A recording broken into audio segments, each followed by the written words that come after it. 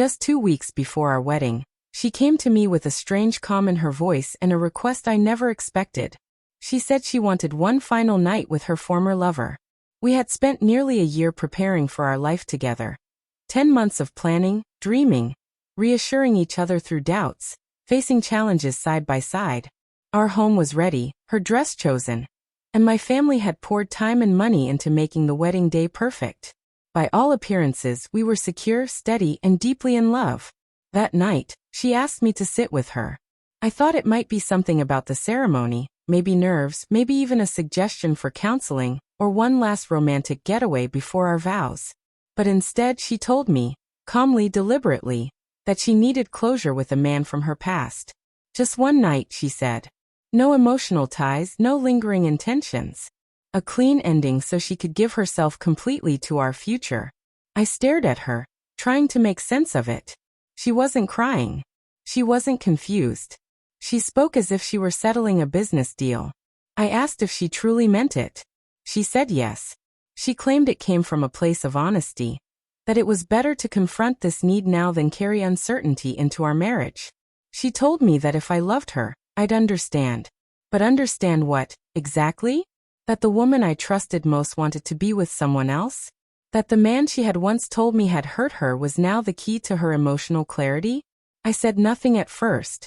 My thoughts were racing, emotions twisted into something numb. I was about to marry her. We had shared our lives, our plans, our most vulnerable conversations. And here she was, asking to revisit her past in the most intimate way. I didn't argue. I didn't cry. I simply told her, if that's what you feel you need, then go. She looked at me like she wasn't sure I meant it, asked again if I was certain. I nodded. She leaned in, kissed my cheek, and thanked me, as though we had come to a loving understanding. She believed she was going to find closure that night. But the truth is, I had already begun to close my own door. The moment she asked for that night with someone else, something fundamental shifted inside me. Maybe it was anger. Maybe it was clarity. Maybe it was the instant realization that this relationship was no longer what I believed it to be. While she spent that night in search of clarity, I was packing my things. I left our shared place, canceled the tuxedo rental, the hotel reservations, the flights for my family. I contacted the venue and told them the wedding was canceled.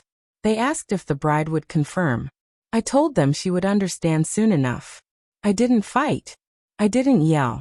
I didn't write a dramatic post online or try to shame her. I simply disappeared, changed my number, blocked her on everything, removed myself from her world with quiet finality. People told me later that I was cruel for not explaining myself, that love requires closure. But she had already taken that choice from me when she asked to share herself with another man. Even just for one night, she had already chosen what mattered to her most. A mutual friend told me later that she had come back to our apartment and found it empty. At first, she thought it had been robbed. But then reality sank in.